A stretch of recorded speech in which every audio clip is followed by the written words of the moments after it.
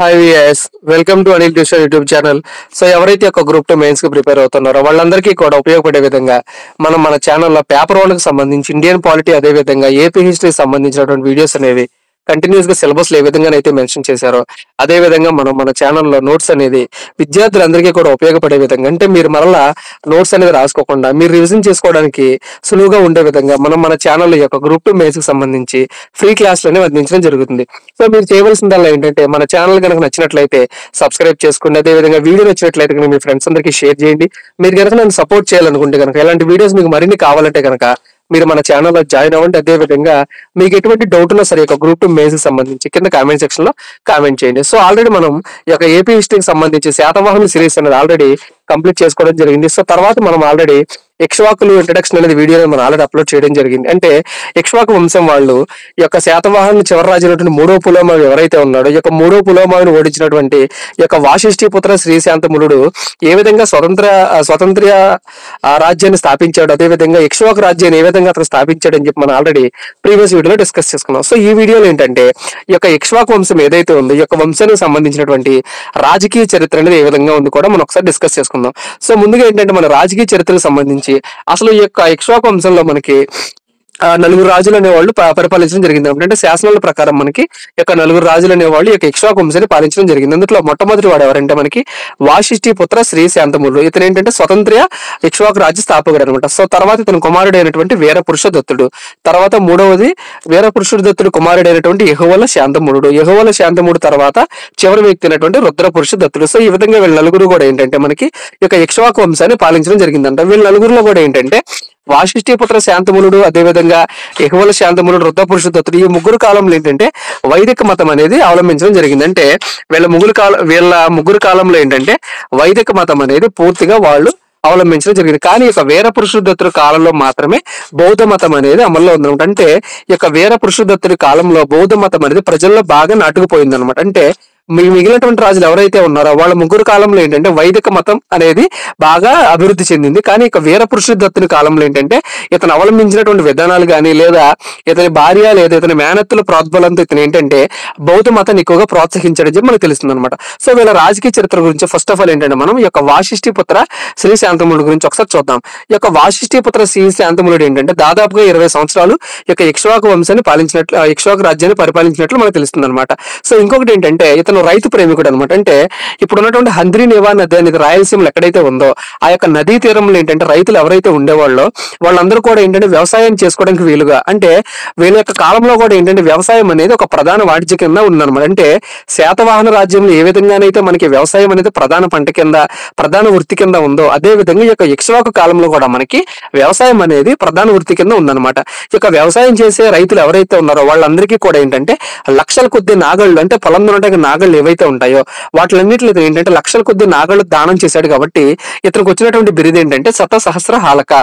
So శత అంటే ఏంటి 100, సహా అంటే ఏంటి 1000, అంటే 100 × 1000 లక్ష నాగళ్ళు అనమాట. సో హాలక అంటే ఏంటంటే నాగళ్ళు అనమాట. అంటే ఈ విధంగా లక్షల కొద్ది నాగళ్ళు దానం చేశాడు కాబట్టి ఇతని బిరుదు ఏంటంటే శతసహస్ర హాలక. అదే విధంగా ఇతను ఏంటంటే విజయపురిని రాజధానిగా చేసుకుని పరిపాలించడం జరిగింది అనమాట. సో రైతులకు ఈ విధంగా నాగళ్ళు దానం చేశాడు. అదేవిధంగా అనేక భూదానాలు అనేవి ఇతను చేయడం జరిగింది. అదేవిధంగా మహారాజు అనే బిరుదు అనేది ఈ యొక్క ఇక్ష్వాకు రాజులందరిలో కూడా మహారాజు అని బిరుదు పొందినటువంటి ఏకైక రాజు ఎవరు అని చెప్పి మనకి ఎగ్జామ్ అడిగినట్లయితే వాశిష్ఠిపుత్ర శ్రీశాంతములుడు అనమాట. అదే విధంగా ఇతను అనేకమైన బంగారు నాణ్యాలు కూడా ఇతను దానం చేశాడని చెప్పుకోవచ్చు అనమాట. సో అదే విధంగా ఇతని యొక్క వంశం గురించి మనం చూసినట్లయితే ఈ యొక్క శ్రీశాంతములుడు ఎవరైతే ఉన్నాడో ఈ యొక్క శ్రీశాంతములుడు భార్య ఎవరంటే మనకి మాధురీదేవి అనమాట. సో శ్రీశాంతములుడు భార్య ఎవరంటే మాధురీదేవి. ఈ యొక్క శ్రీశాంతములుడికి అదేవిధంగా మాధురీదేవికి పుట్టినటువంటి కొడుకు ఎవరంటే కనుక మనకి వీరపురుషదత్తుడు.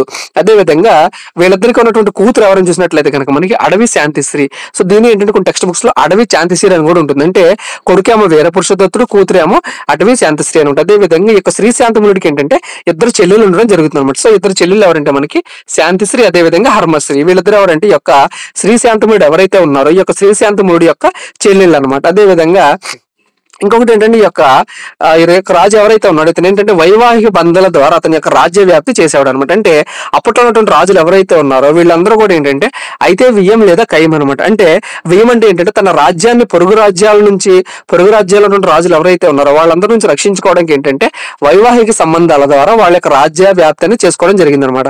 ఒకవేళ కనుక సమర్థవంతులైన రాజులు అయితే కనుక వీళ్ళు ఏంటంటే కయ్యానికి వెళ్ళేవాళ్ళు అనమాట. అంటే ఏంటంటే అనేక యుద్ధాలు చేసి పక్క రాజ్యంలో ఉన్నటువంటి రాజులు ఎవరైతే ఉన్నారో వాళ్ళందరితో కూడా యుద్ధాలు చేసి పక్క రాజ్యాన్ని వీళ్ళు స్వాధీనం చేసుకోవడం జరుగుతుంది. ఒకవేళ కనుక యుద్ధాన్ని చేయలేని పక్షంలో కనుక వీళ్ళు ఏం చేస్తారంటే వైవాహిక సంబంధాలు వాళ్ళ యొక్క రాజ్యం ఏదైతే ఉందో వాళ్ళ యొక్క రాజ్యాన్ని వాళ్ళు వ్యాప్తి చేసుకోవడం జరుగుతుంది అనమాట. సో ఇతని గురించినటువంటి శాసనాలు ఏంటి, ఇతని పరిపాలన గురించినటువంటి శాసనాలు కానీ లేదా ఇతని గురించి పేర్కొన్నటువంటి శాసనాలు ఏంటని చూసినట్లయితే కనుక నాగార్జున కొండ శాసనం, అదేవిధంగా రెంటాల శాసనం, అదేవిధంగా దాచేపల్లి శాసనం అనమాట. సో ఈ యొక్క 3 శాసనాల ప్రకారం ఏంటంటే మనకి ఈ యొక్క వాసిష్ఠిపుత్ర శాంతమునుడు ఎవరైతే ఉన్నాడో ఇతని గురించినటువంటి ఆధారాలు అనేవి మనకి లభ్యమవుతున్నాయి అనమాట. ఇంకొకటి ఏంటంటే ఇతను ఏంటంటే కార్తికేయుని పూజించాడని చెప్పి మనకి ఇతను వేయించినటువంటి శాసనాల ద్వారా మనకు తెలుస్తుంది అనమాట. ఇది ఈ యొక్క వాసిష్ఠిపుత్ర శ్రీ శాంతమునుడి గురించినటువంటి సమాచారం అనమాట. సో నెక్స్ట్ రాజు అయినటువంటి వీరపురుష దత్తుడు. ఈ యొక్క వీరపురుష దత్తుడి గురించి మనం చూసినట్లయితే ఈ యొక్క వీరపురుష దత్తుడు ఎవరైతే ఉన్నాడో ఇతను ఎవరంటే మనకి శ్రీ శాంతమునుడి యొక్క కుమారుడు అనమాట. సో ఇతను ఏంటంటే వైదిక మతాన్ని వదిలి తన మేనత్తలు అంటే ఈ యొక్క శ్రీ శాంతమునుడి చెల్లెలు ఎవరైతే ఉన్నారో వాళ్ళ చెల్లెలు ఇతనికి ఏమవుతారు, మేనత్తలు అవుతారు. కాబట్టి ఇతని మేనత్తలు అదే విధంగా ఇతని భార్యల సహాయంతో ఇతను ఏంటంటే బౌద్ధ మత వ్యాప్తికి విశేషమైనటువంటి కృషి చేశాడు అనమాట. అంటే బౌద్ధ మతానికి స్వర్ణయుగం ఎవరి కాలంలో మనకు లభించింది అని ఎగ్జాంపుల్ అడిగినట్లయితే కనుక మనకి పురుష దత్తుడి కాలంలో అంటే మిగిలినటువంటి 3 రాజులు ఎవరైతే ఉన్నారో వాళ్ళ 3 కాలంలో ఏంటంటే మనకి వైదిక మతం అనేది స్వర్ణయుగం కింద ఉందన్నమాట. అంటే వైదిక మతాన్ని అక్కడ ఉన్నటువంటి రాజులు ప్రోత్సహించారని చెప్పి మనకు తెలుస్తుంది. కానీ ఇక వీరపురుష దత్తుడి కాలంలో ఏంటంటే బౌద్ధ మతం అనేది స్వర్ణయుగం కింద మనం పేర్కొనడం జరిగింది అనమాట. సో ఇతనికి ఏంటంటే 5 భార్యలు ఉండడం జరుగుతుంది అనమాట. సో ఈ 5 భార్యల్లో ఏంటంటే ఇతను ఫస్ట్ ఆఫ్ ఆల్ ఏంటంటే అతని మేనత్తలు ఎవరైతే ఉన్నారో సో అంతకుముందు చూసినటువంటి మేనత్తలు ఎవరు ఉన్నారో ఆ మేనత్తల యొక్క కూతుర్ని ఇతను ఏంటంటే వివాహం చేసుకున్నాడు. అంటే మేనత్తల యొక్క కూతుర్ని వివాహం చేసుకునే సాంప్రదాయాన్ని ఎవరు ప్రవేశపెట్టారంటే మనకి యొక్క వీరపురుష దత్తుడి కాలంలో జరిగింది అనమాట. సో ఎవరంటే వాళ్ళ యొక్క శ్రీ శాంతమునుడి యొక్క చెల్లెలు ఎవరైనా చూసాం మనం ఆల్రెడీ శాంతిశ్రీ, అదేవిధంగా హర్మశ్రీ అంటే ఇతని యొక్క మేనత్తలు అనమాట. సో ఈ యొక్క శాంతశ్రీ కూతురైనటువంటి ఒకరిని ఇతను మ్యారేజ్ చేసుకున్నాడు అనమాట. అంటే ఈవిడ యొక్క పేరు అనేది మనకి శాసనాల్లో లభ్యం కాలేదు. కానీ తర్వాత రెండవ చెల్లైనటువంటి హర్మశ్రీ ఎవరైతే ఉన్నారో ఈ యొక్క హర్మశ్రీ కూతురైనటువంటి చటశ్రీ అదేవిధంగా బాపిశ్రీ ఎవరైతే ఉన్నారో ఫస్ట్ ఆఫ్ ఆల్ ఏంటంటే ఇతను శాంతిశ్రీ కూతురిని వివాహం చేసుకోవడం జరిగింది. అంటే అతని మేనత్త కూతురైనటువంటి శాంతిశ్రీ కూతురిని వివాహం చేసుకున్నాడు.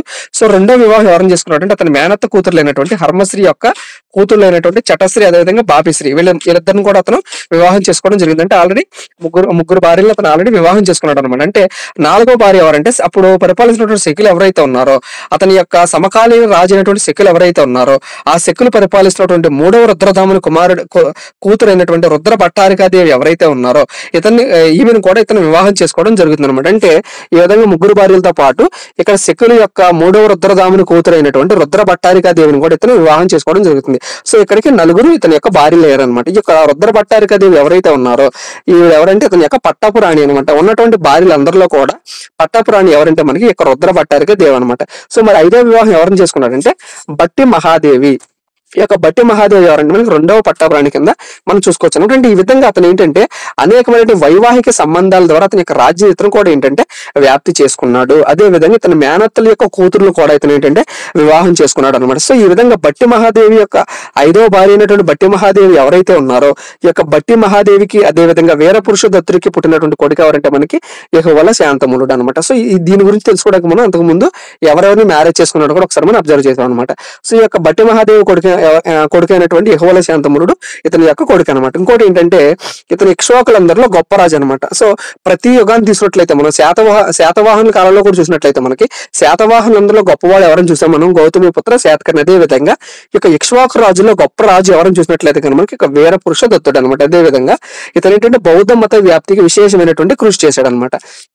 అనేక విష్ణు దేవాలయాలు కూర్చి ఇతను ఏంటంటే అనేక బౌద్ధారామాలు అనేవి ఇతను నిర్మించడం జరిగింది అనమాట. ఎందుకని ఆల్రెడీ మనం ఇతని కాలంలో ఏంటంటే బౌద్ధ మతం అనేది పీక్ స్టేజ్ లోకి వెళ్ళింది అనమాట. అంటే బౌద్ధ మతం స్వర్ణయుగం కింద ఉంది కాబట్టి ఇతను అక్కడ ఉన్నటువంటి విష్ణు దేవాలయాలు ఏవైతే ఉన్నాయో నాగార్జున కొండ మీద ఉన్నటువంటి విష్ణు దేవాలయాలు ఏవైతే ఉన్నాయో వాటిలన్నింటిలో కూడా కూల్చేయండి ఇతను అనేక బౌద్ధారామాలు అదేవిధంగా అనేక బౌద్ధులు కూడా ఏంటంటే అనేక విహారాలు నిర్మించినట్లు మనకు అర్థమవుతుంది. అదే విధంగా శివుని విగ్రహాన్ని తనినట్లు కొన్ని ఆధారాలు అనేవి ఉన్నాయన్నమాట. ఇది ఖచ్చితంగా కరెక్ట్ అని చెప్పి మనం చెప్పలేము అనమాట. కానీ శివుని విగ్రహాన్ని తనినట్లు అంటే అతను శివుని విగ్రహం మీద కాలు పెట్టినట్లు మనకి కొన్ని ఫొటోస్ అనేవి మనకి అప్పుడు ఉన్నటువంటి శాసనాల ద్వారా మనకి లభ్యమైనవి అనమాట. కానీ కానీ అది కరెక్టా కాదని చెప్పి ఇంతవరకు కూడా ఏంటంటే మనకి ఆధారాలు అనేవి లభించలేదు అనమాట. ఇంకొకటి ఏంటంటే ఇతని కాలంలో మనకి వైదిక మతం అనేది వెలవెలబోయింది అనమాట. అంటే మిగిలినటువంటి రాజులు ఎవరైతే ఉన్నారో వాళ్ళ ముగ్గురులో ఏంటంటే వైదిక మతం అనేది బాగా అభివృద్ధి చెందింది. ఇతని కాలంలో ఏంటంటే వైదిక మతం అనేది వెలవెలబోయింది అని మనం చెప్పుకోవచ్చు అనమాట. అంటే ఏంటంటే వైదిక మతం అనేది తక్కువగా చూడడం జరిగింది అనమాట. ఎందుకని బౌద్ధ మతం అది ఎప్పుడైతే అభివృద్ధి చెందిందో ఆటోమేటిక్ గా వైదిక మతం అనేది తగ్గిపోయింది అనమాట. సో ఇతని గురించినటువంటి శాసనాలు ఏంటని చూసినట్లయితే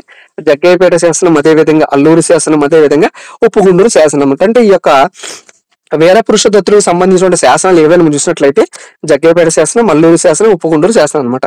సో ఇతనికి ఉన్నటువంటి బిరుదులు ఏంటంటే దక్షిణ భారతదేశపు అశోకుడు అని చెప్పి ఇతను కూడా పిలవడం జరుగుతుంది అనమాట. ఇంకొకటి ఏంటంటే ఇతను వేయించినటువంటి విషపట్టి శాసనం ద్వారా ఏంటంటే ఇక్ష్వాకు రాజులందరిలో గొప్పవాడని చెప్పి మనం ఆల్రెడీ చూసాం కదా. సో అది మనకి ఎలా తెలుస్తుందంటే ఇతను వేయించినటువంటి విషపట్టి శాసనం ద్వారా ఏంటంటే మనకి ఇతను ఒక గొప్ప రాజు అని చెప్పి మనకి తెలుస్తుంది అనమాట. సో ఇది ఒక రెండో రాజుకి సంబంధించినటువంటి కంప్లీట్ ఇన్ఫర్మేషన్ అనమాట. సో మూడో రాజు గురించి చూసినట్లయితే మనం యెహోవల శాంతములుడు. ఈ యొక్క యెహోవలు శాంతములుడు ఎవరంటే మనకి ఆల్రెడీ చూసుకుని యొక్క వీరపురుష దత్తుడు ఎవరైతే ఉన్నారో అతనికి, అదే విధంగా అతని లాస్ట్ 5వ భార్య అయినటువంటి మనకి ఇక్కడ ఉన్నటువంటి బట్టి మహాదేవి ఎవరైతే ఉన్నారో ఈ యొక్క బట్టి మహాదేవికి, అదే విధంగా వీరపురుష దత్తుడికి పుట్టినటువంటి కొడుకు ఎవరంటే మనకి ఈ యొక్క యెహోవల శాంతములుడు అనమాట. ఈ యొక్క యెహోవల శాంతములుడు ఏంటంటే తన తాత పేరు మీదకి ఏంటంటే ఇతని పేరు కూడా ఏంటంటే యెహోవల శాంతములుడు అని పెట్టుకోవడం జరిగింది అనమాట. సో ఆల్రెడీ తన తాత అంటే ఎవరు మనకి ఫస్ట్ రాజు అయినటువంటి మనకి వాసిష్ఠిపుత్ర శ్రీశాంతముడు ఎవరైతే ఉన్నాడో సో ఇతని యొక్క తాత పేరు మీద ఇతను ఏంటంటే మనకి ఇతని పేరు అనేది యెహోవల శాంతముడి కింద పెట్టుకోవడం జరిగింది అనమాట. ఇంకొకటి ఏంటంటే ఇతని మనవడైనటువంటి ఎలిశ్రీ ఎవరైతే ఉన్నారో ఈ ఎలిశ్రీ ఏంటంటే సర్వ సైన్యాధ్యక్షుడి హోదాలో ఇతని కాలంలో పనిచేయడం జరిగింది అనమాట. అంటే ఇతని మనవడైనటువంటి ఎలిశ్రీ పేరు మీద ఇతను ఏంటంటే ఏలేశ్వర దేవాలయాన్ని ఇతను నిర్మించడం జరిగింది అనమాట. అంటే ఇతని మనవడైనటువంటి ఎలిశ్రీ ఎవరంటే సర్వ సైన్యాధ్యక్షుడి హోదాలో అతని కాలంలో పనిచేయడం జరిగింది అనమాట. ఈ యొక్క అతని కాలంలో పనిచేసినప్పుడు అతనికి ఏంటంటే విశేషమైన కృషి చేసినందుకు అతని సైన్యంలో అతను అందించినటువంటి సహాయాల కోసం ఏంటంటే ఇతను ఏంటంటే అతని గుర్తుగా ఏలేశ్వర దేవాలయాన్ని ఇతను నిర్మించడం జరిగింది అనమాట. అదే విధంగా ఇక్ష్వాకులందరిలో కూడా ఎక్కువ కాలం పరిపాలన చేసినటువంటి రాజు ఎవరంటే కనుక మనకి యొక్క యెహోవల శాంతములుడు అనమాట. అదే విధంగా ఇతని గురించినటువంటి సమాచారం గానీ ఇతని పరిపాలన గురించి సమాచారం గానీ మనకి గుమ్మటదొర శాసనం ద్వారా ఇతనికి సంబంధించినటువంటి సమాచారం అనేది మనకి అర్థమవుతుంది అనమాట. అదే విధంగా ఇంకొకటి ఏంటంటే ఇతని పాలనా కాలంలోనే మనకి ఏంటంటే దక్షిణ భారతదేశంలో మొట్టమొదటిసారిగా మనకి సంస్కృతుల శాసనాలు అనేవి వేయబడడం జరిగింది అనమాట. అదే విధంగా ఇక్ష్వాకు రాజ్యం అనేది ఇతని యొక్క కాలంలో ఏంటంటే అత్యున్నత స్థానానికి చేరుకుంది, పీక్ స్టేజ్ కి చేరుకుంది అనమాట. అంటే ఆ యొక్క ఇక్ష్వాకు రాజ్యం ఏదైతే ఉందో ఈ రాజులందరూ ఎక్కువగా బాగా పరిపాలించిన రాజు ఎవరని చూసినట్లయితే మనం యెహోవల శాంతములుడు అనమాట. ఇతని కాలంలో ఏంటంటే మనకి అత్యున్నత స్థానానికి ఇతని వంశం అనేది చేరుకుంది అనమాట. అదే విధంగా దక్షిణ భారతదేశంలో హిందూ దేవాలయాలు నిర్మించినటువంటి మొట్టమొదటి రాజు ఎవరంటే కనుక మనకి యొక్క యెహోవల శాంతములుడు అనమాట. అంటే హిందూ దేవాలయాల నిర్మాణాలను ప్రారంభించిన మొట్టమొదటి రాజు ఎవరంటే మనకి యెహోవల శాంతములుడు. అదే విధంగా ఇతని కాలంలో ఏంటంటే మనకి గుంటూరు జిల్లా గుమ్మటదొర దగ్గర ఏంటంటే మనకి ఇతని వేసినటువంటి ప్రాకృత శాసనం అనేది మనకి లభ్యమైంది అనమాట.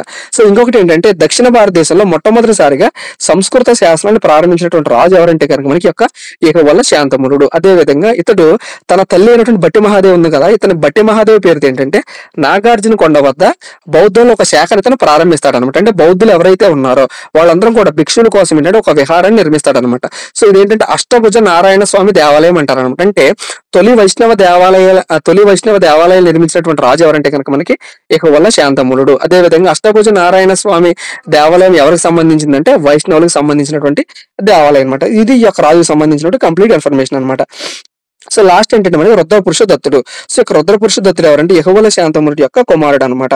సో ఇతను యెహోవల శాంతముడి యొక్క కుమారుడు అని మనకి ఏ విధంగా తెలుస్తుందంటే నాగార్జున కొండ దగ్గర దొరికినటువంటి నాణ్యాలు, అదే విధంగా గురజాల దగ్గర దొరికినటువంటి నాణ్యాలు, అదేవిధంగా ఫణిగిరి కొండ దగ్గర దొరికినటువంటి నాణ్యాల ద్వారా ఇతను ఏంటంటే మనకి యెహోవల శాంతముడి యొక్క కుమారుడు అని చెప్పి మనకి అర్థమవుతుంది అనమాట. సో ఇంకోటి ఏంటంటే ఇక్ష్వాకుల యొక్క చివరి రాజు ఎవరంటే కనుక మనకి రుద్రపురుష దత్తుడు. సో అది మనకి ఎలా తెలుస్తుందంటే మంచికల్లు శాసనం ప్రకారం ఏంటంటే మనకి ఇతను ఇక్ష్వాకులందరిలో కూడా చివరి రాజు అని చెప్పి తెలుస్తుంది అనమాట. ఇతని పాలన గురించి మనకి ఇతను వేయించినటువంటి నాగార్జున కొండ శాసనం, అదే విధంగా గురజాల శాసనం ద్వారా ఏంటంటే ఇతను లాస్ట్ రాజు అని చెప్పి మనకి అర్థమవుతుంది అనమాట. సో ఇంకొకటి ఏంటంటే ఇతను ఎప్పుడైతే పరిపాలిస్తున్నాడో పల్లవ సింహవర్మ అంటే మంచికల్లు శాసనం ప్రకారం ఏంటంటే ఇతను ఓడించింది ఎవరంటే మనకి పల్లవ సింహవర్మ అనమాట. అంటే ప్రాచీన పల్లవులు ఎవరైతే ఉన్నారో ఈ యొక్క ప్రాచీన పల్లవులో ఉన్నటువంటి సింహవర్మ యొక్క రుద్రపురుష దత్తుని ఓడించడం మనకి ఎలా తెలుస్తుందంటే మంచికల్లు శాసనం ప్రకారం తెలుస్తూ ఉంటుంది. అదేవిధంగా ఈ యొక్క మంచికల్లు శాసనం ప్రకారం ఏంటంటే సింహవర్మ ఏంటంటే రుద్రపురుష దత్తుని ఓడించి ప్రాచీన పల్లవ రాజ్యాన్ని స్థాపించడం చెప్పి మనకు అర్థమవుతుంది అనమాట. అంటే ఈ యొక్క ఇక్ష్వాకు రాజ్యం పతనం అనేది మనకి ఏ విధంగా తెలుస్తుందంటే మైదవుల శాసనం ప్రకారం ఈ యొక్క ఇక్ష్వాకు రాజ్యం ఏదైతే ఉందో దీని యొక్క పతనం శాసనం గురించి మనకి ఏ శాసనం ద్వారా తెలుస్తుంది అంటే మైదవోలు శాసనం ప్రకారం అనమాట. అంటే మైదవోలు శాసనం ప్రకారం ఏమో ఈ యొక్క ఇక్ష్వాకు రాజ్యం యొక్క వంశం యొక్క పతనం అనేది తెలుస్తుంది అనమాట. మంచికల్లు శాసనం ప్రకారం ఏంటంటే యొక్క చివరి రాజు అయినటువంటి రుద్రపురుష దత్తుని ఇతను ఓడించి ప్రాచీన పల్లవ రాజ్యాన్ని స్థాపించినట్లు తెలుస్తుంది అనమాట. ఇది యొక్క ఇక్ష్వాకులకు సంబంధించినటువంటి కేవలం ఏంటంటే రాజకీయ చరిత్ర మాత్రమే. సో తర్వాత వీడియోలో మనం ఏంటంటే ఇక్ష్వాకులకు సంబంధించిన పరిపాలన వ్యవస్థ అనేది ఏ విధంగా ఉంది, అదేవిధంగా వీళ్ళ యొక్క ఆర్థిక పరిస్థితులు అనేవి ఏ విధంగా ఉన్నాయి, అదేవిధంగా వీళ్ళ యొక్క మత పరిస్థితులు అనేవి ఏ విధంగా ఉన్నాయి, వీళ్ళ యొక్క వాణిజ్యం అనేది ఏ విధంగా సాగింది, వీళ్ళ యొక్క న్యాయ పరిపాలన అనేది ఏ విధంగా ఉంది, వీళ్ళు ఎటువంటి నాణ్యాలు అనేవి వేయించడం జరిగింది, దీనికి సంబంధించిన కంప్లీట్ ఇన్ఫర్మేషన్ అనేది మనం నెక్స్ట్ వీడియోలో డిస్కస్ చేసుకుందాం. సో ఈ వీడియో నచ్చిందా అయితే మీ ఫ్రెండ్స్ అందరికీ షేర్ చేయండి. ఫైనల్ గా మన ఛానల్ జాయిన్ అవ్వండి. Thank you.